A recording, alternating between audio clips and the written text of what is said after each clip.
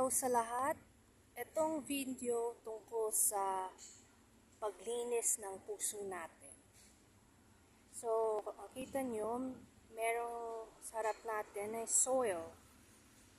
At na ukot, they took out yung mga halaman.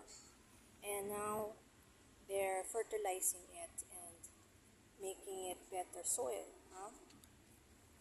So, ganito din ang puso natin. When we allow Jesus Christ, malinisin niya ang puso natin, lahat ng kasalanan natin, at isip natin.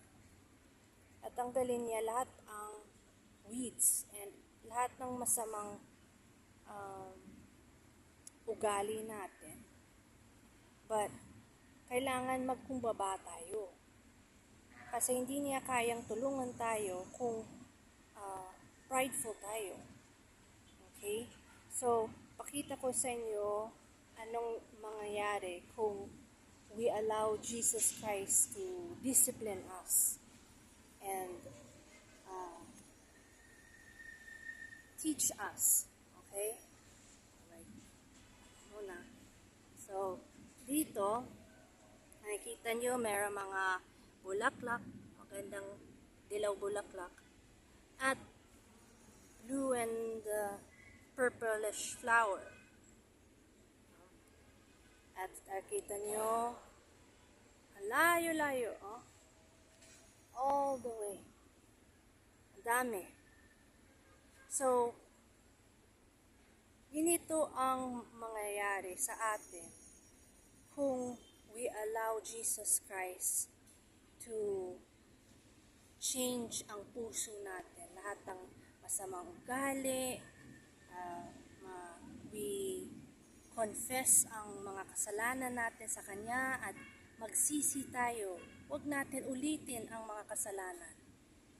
That gusto mo talagang magbagong buhay, magbagong isip, na isip ni Jesus Christ at hindi ang isip ng mundo. So, kung you allow Jesus Christ to discipline you and change yung puso mo that will please Father God, you'll be like this flower. Ang daming bulaklak pala. Ang ganda, di ba? And makita nyo that you'll be pleasing to the Lord Jesus Christ.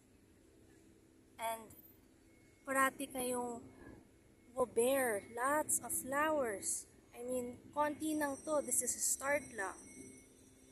You see, yung dilaw, konti lang. Pero, over time, it will bear lots of flowers. But, hindi mo ma-accept to, makita to sa buhay mo kung you won't allow Jesus Christ to change your life, a transformation through repentance. So, sana natuto kayo sa video ito na God loves you, Jesus Christ loves you. Kailangan lang natin magkumbaba at magsisi sa buhay.